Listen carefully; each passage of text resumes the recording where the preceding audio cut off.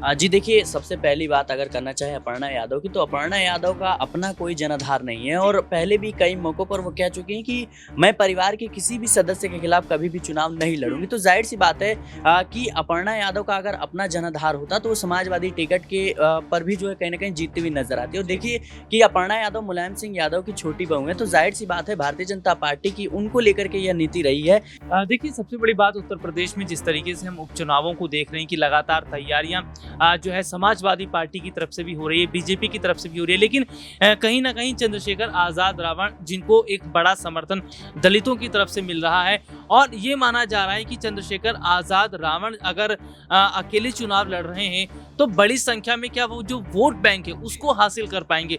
देखिए, यहाँ पर अपर्णा यादव को लेकर तो हो सकता है कि करहल सीट से उनको चुनाव लड़ाया जाए, क्योंकि अखिलेश यादव ने वहां से इस्तीफा दे दिया है और डिम्पल यादव और अखिलेश यादव दोनों सांसद बनकर जो हैं देश की सर्वोच्च यहाँ पर पंचायत में पहुंच चुके हैं। नमस्कार, मैं हुमायूं सिंह और आप देख रहे हैं नेक्स्ट नाइन न्यूज। आज आपका बहुत बहुत स्वागत है हमारे खास प्रोग्राम रंग बदलती राजनीति में। आज बात करने वाले हैं उत्तर प्रदेश की राजनीति को लेकर।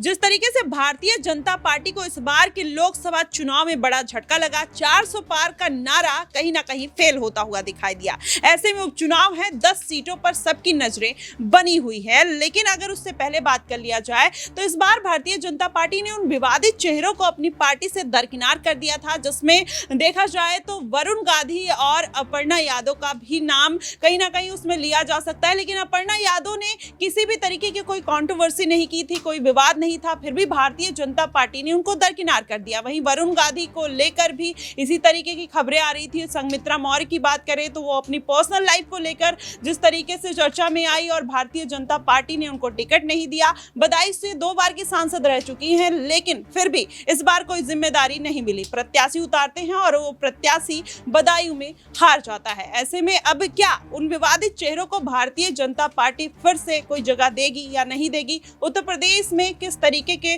समीकरण बनने वाले हैं, आज इन्हीं तमाम मुद्दों पर चर्चा करेंगे। अपने न्यूज रूम में मौजूद है हमारे साथ सिराज मौजूद है। सिराज, क्या लगता है कि इस बार भारतीय जनता पार्टी ने अपर्णा यादव को टिकट नहीं दिया, वरुण गांधी और संघमित्रा मौर्य, ये जो चेहरे हैं, क्या लगता है कि इस बार के उपचुनाव में भारतीय जनता पार्टी इन पर दांव चल सकती है या नहीं? जी देखिए, सबसे पहली बात अगर करना चाहे अपर्णा यादव की, तो अपर्णा यादव का अपना कोई जनाधार नहीं है और पहले भी कई मौकों पर वो कह चुकी हैं कि मैं परिवार के किसी भी सदस्य के खिलाफ कभी भी चुनाव नहीं लड़ूंगी। तो जाहिर-सी बात है कि अपर्णा यादव का अगर अपना जनाधार होता तो वो समाजवादी टिकट के पर भी जो है कहीं ना कहीं जीतती हुई नजर आती है। और देखिए कि अपर्णा यादव मुलायम सिंह यादव की छोटी बहू है, तो जाहिर-सी बात है भारतीय जनता पार्टी की उनको लेकर के यह नीति रही है कि कहीं ना कहीं उनके परिवार के ही खिलाफ उनको चुनाव लड़वाया जाए, जिससे समाजवादी पार्टी के जो गढ़ है वहां पर कहीं ना कहीं सेंधमारी करने में सफलता मिले। लेकिन अपर्णा यादव अपने परिवार के खिलाफ चुनाव लड़ना नहीं चाहती हैं और इसी वजह से भारतीय जनता पार्टी में वो अभी तक फिट नहीं बैठ पा रही है। उनके लिए जो बेहतरीन मौके हैं वो नहीं मिल पा रहे हैं। वहीं दूसरी तरफ देखा जाए संघमित्रा मौर्य, लगातार उनके जो पिता हैं वो काफ़ी ज़्यादा विवादों में रहते हैं। संघमित्रा मौर्य भी खुद ऐसे बयान दे देती हैं जिसके कारण कहीं ना कहीं कंट्रोवर्सी होती है। तो जाहिर सी बात है कि भारतीय जनता पार्टी ने इस लोकसभा चुनाव के दौरान तमाम उन चेहरों को दरकिनार किया है, चाहे हम जयंत सिन्हा की बात करें या फिर हम बात करें रमेश बिधूड़ी की। तमाम जो चेहरे थे जो विवादों में थे उनको दरकिनार किया है, क्योंकि भारतीय जनता पार्टी जाहिर सी बात है चुनाव में इस बार पुरजोर तरीके से उतरी थी। लेकिन वहीं अगर हम बात करें कि भारतीय जनता पार्टी ने जिस तरीके से अपने तमाम जो सहयोगी दलों की बात करें या फिर ओपी राजभर की बात कर लें या फिर वरुण गांधी की बात करें जो भारतीय जनता पार्टी के ही सांसद थे, लेकिन कहीं ना कहीं वो भारतीय जनता पार्टी में रहते हुए भी भारतीय जनता पार्टी की नीतियों पर और सरकार के फैसलों पर सवाल खड़े करते थे। इसको लेकर के विवाद काफ़ी ज़्यादा हो गया था, इसी वजह से कहीं ना कहीं उनका टिकट करता हुआ नजर आया। सिराज, लेकिन यहाँ पर एक सवाल बृजभूषण शरण सिंह को भी लेकर किया जाए तो वहाँ पर भी देखा जाए तो काफ़ी विवाद देखने को मिला था महिला पहलवानों को लेकर, और वहीं इस बार भारतीय जनता पार्टी ने उनका टिकट काट लिया। लेकिन अखिलेश यादव उनके खिलाफ कुछ बोलते हुए नहीं नजर आते हैं। क्या उनको संभावना लगती है कि आने वाले दिनों में हो सकता है बृजभूषण शरण सिंह उनकी पार्टी ज्वाइन कर लेंगे? एक बार वो सपा से सांसद भी रह चुके हैं। जी देखिए, ज़ाहिर सी बात है कि पहले भी वो समाजवादी पार्टी के टिकट पर चुनाव लड़ चुके हैं, लेकिन जिस तरीके से बृजभूषण शरण सिंह के खिलाफ जो तमाम तरह के विवाद चलते आ रहे हैं, चाहे वो महिला पहलवानों को लेकर के हो, तो मुझे लगता है इसी वजह से ये पूरा का पूरा मामला है और इसी वजह से भारतीय जनता पार्टी ने उनका टिकट काटा। लेकिन अखिलेश यादव की चुप्पी साधना कहीं न कहीं देखिए राजनीति में संभावनाएँ हमेशा बनी रहती हैं और ज़ाहिर सी बात है कि अखिलेश यादव बृजभूषण शरण सिंह का भविष्य अपनी पार्टी में ज़रूर देख रहेंगे और देखिए राजनीति में मौके की तलाश होती है। तमाम जो चीज़ें हैं वो जनता भूल जाती है, ज़्यादा देर तक चलती नहीं है और मुझे लगता है कि बृजभूषण शरण सिंह को लेकर के अखिलेश यादव का यह बयान इसलिए भी ना आना क्योंकि अब देखिए वो पूरा का पूरा मामला जो था वो कोर्ट में चल रहा है और जब कोई भी मामला कोर्ट में चलता है तो उस पर टीका टिप्पणी करना कई बार कई नेताओं के लिए भारी पड़ता हुआ नजर आता है। तो जाहिर सी बात है कि इसके कई मायने हो सकते हैं। एक की कोर्ट में मामला चल रहा है इसलिए टीका टिप्पणी नहीं कर रहे हैं, दूसरा ये कि शायद बृजभूषण शरण सिंह को लेकर के समाजवादी पार्टी में जो है कुछ जगह देखना चाहते हो या फिर कहीं ना कहीं भविष्य में ऐसी बयानबाजी ना कर दे जिससे भविष्य में बृजभूषण शरण सिंह की जरूरत पड़ती भी है तो वो उनके साथ ना है। जी बिल्कुल, ऐसे में कहीं ना कहीं अखिलेश यादव अपने भविष्य की तलाश में है कि हो सकता है आने वाले दिनों में बृजभूषण शरण सिंह उनकी पार्टी में शामिल हो जाएं, इसलिए उनके ऊपर कोई सख्त एक बयानबाजी नहीं करते हुए दिखाई दे रहे। अगला सवाल मेरा राहुल से रहेगा कि इस बार राहुल जिस तरीके से कुशीनगर सीट पर स्वामी प्रसाद मौर्य उतरते हैं और वहां पर उनको मात्र 24,000 वोट मिलते हैं और अपने विवादित बयानों को लेकर भी अक्सर वो चर्चा में बने रहते हैं। क्या लगता है कि इस बार कौन सी पार्टी उनको मौका दे सकती है, क्योंकि लोकसभा चुनाव में मायावती के साथ वो जाने की तैयारी में थे लेकिन मायावती ने उनको साफ तौर पर इनकार कर दिया था और इसके बाद वो कुशीनगर सीट पर अकेले ही निर्दलीय उतर जाते हैं। क्या लगता है कि अब कौन सी पार्टी में जाने की संभावना चंद्रशेखर आजाद, मायावती, अखिलेश यादव के साथ फिर वापसी कर सकते हैं? देखिए, सबसे बड़ी बात उत्तर प्रदेश में जिस तरीके से हम उपचुनावों को देख रहे हैं कि लगातार तैयारियां जो है समाजवादी पार्टी की तरफ से भी हो रही है, बीजेपी की तरफ से भी हो रही है, लेकिन कहीं ना कहीं चंद्रशेखर आजाद रावण जिनको एक बड़ा समर्थन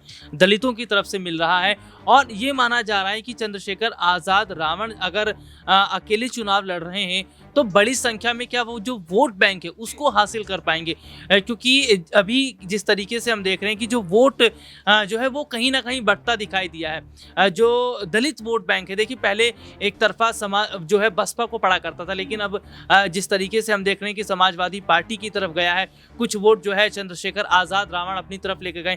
लेकिन जो उपचुनाव है वो बीजेपी के लिए एक बहुत बड़ी चुनौती इसलिए भी रहेगा क्योंकि जिस तरीके से हमने देखा है कि जो अयोध्या की जो सीट कहीं ना कहीं बीजेपी हारी है और अयोध्या की मिल्कीपुर से जो शुरुआत करने की बात जो है योगी आदित्यनाथ कर रहे हैं, क्या वहां से जो शुरुआत कर रहे हैं जीत के लिए क्या वो जीत होती नजर आएगी? लेकिन मिल्कीपुर सीट भी वाकई सपा और बीजेपी दोनों के लिए अहम होगा और ये उपचुनाव भी अहम होगा। जी बिल्कुल, ये उपचुनाव कहीं ना कहीं बेहद अहम है। ऐसे में सभी की नजरें, सभी पार्टियों की नजरें कहीं ना कहीं 10 उपचुनाव की सीटों पर बनी हुई हैं, लेकिन लगातार सवाल ये भी खड़ा हो रहा है कि क्या भारतीय जनता पार्टी या अखिलेश यादव उन पुराने चेहरों पर अपना दांव लगा सकते हैं? अगर अखिलेश यादव की बात करें तो स्वामी प्रसाद मौर्य हैं और पल्लवी पटेल हैं। पल्लवी पटेल की योगी आदित्यनाथ से मुलाकात होती है। ये कहा जा रहा था कि सिराथू सीट से केशव प्रसाद मौर्य को हराया था और कहीं ना कहीं केशव प्रसाद मौर्य योगी आदित्यनाथ से बगावत कर रहे थे, तो तमाम तरीके की बातें निकलकर सामने आई थी। अगला सवाल मेरा दिनेश से रहेगा। दिनेश, जिस तरीके से इस बार के उसमें उपचुनाव में पूरा समीकरण बनता हुआ नजर आ रहा है, क्या लगता है कि भारतीय जनता पार्टी अपने उन चेहरों को वापसी करा सकती है जिसमें चाहे आप बात कर लीजिए बृजभूषण शरण सिंह हो या फिर वरुण गांधी हो, अपर्णा यादव को कोई जिम्मेदारी मिल सकती है? देखिए, यहाँ पर अपर्णा यादव को लेकर तो हो सकता है कि करहल सीट से उनको चुनाव लड़ाया जाए क्योंकि अखिलेश यादव ने वहाँ से इस्तीफा दे दिया है और डिम्पल यादव और अखिलेश यादव दोनों सांसद बनकर जो हैं देश की सर्वोच्च यहाँ पर पंचायत में पहुँच चुके हैं। लेकिन जिस तरीके से बृजभूषण शरण सिंह का आपने जिक्र किया तो बृजभूषण शरण सिंह का मुझे नहीं लगता कि अब वो चुनाव लड़ेंगे, क्योंकि लोकसभा के चुनाव के दौरान भी जो किरकिरी हुई उनकी और जिस तरीके से जो फैसले पार्टी की तरफ से लिए गए, तो अब बृजभूषण शरण सिंह खुद भी कह चुके हैं कि उनकी कोई राजनीतिक महत्वाकांक्षा नहीं है।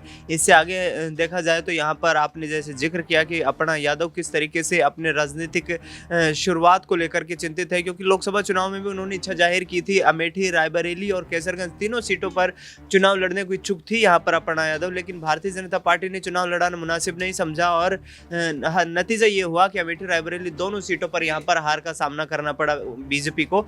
तो निश्चित तौर पर देखा जाए तो आगामी वक्त में अखिलेश यादव या फिर यूं कहें कि मुलायम परिवार में जो है सेंधमारी करने के लिए बीजेपी कोई बड़ा कदम उठा सकती है।